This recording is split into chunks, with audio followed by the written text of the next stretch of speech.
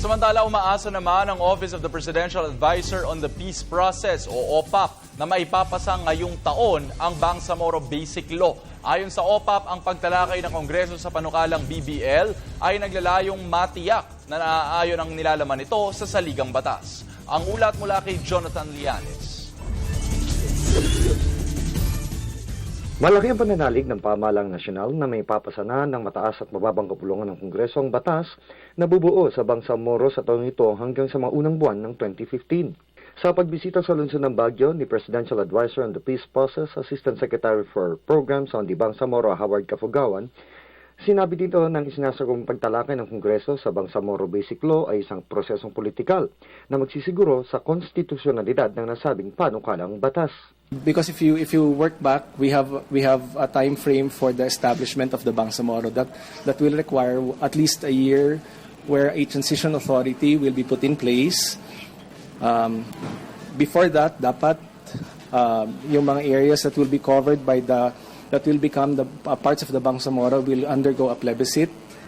So that should happen before the establishment. So ang timeline natin is that we're hoping to have, kung hindi man later this year, early next year, so that we have a plebiscite in place and masiset up yung isang transition authority that will already mirror the structure of the Bangsamoro for at least a year. And then sasabayan na ng prior to the elections for the Bangsamoro Regional Government in 2016. Sinabi naman ni Tagum City Mayor Alan Relion na sakaling maging batas na ang Bangsamoro, tatalima ang pamahalang nasyonal sa lahat ng alituntuning nakapaloob dito. Kami naman na nanggagaling sa Mindanao, although yung mga nakatira sa Mindanao are originated from Luzon and Visayas, except this Lumad Muslims. Because we are all Lumads actually, yung nauna doon sa Mindanao. Kami naman, my father came from Cebu and doon po ako pinanganak. Marami po kami doon.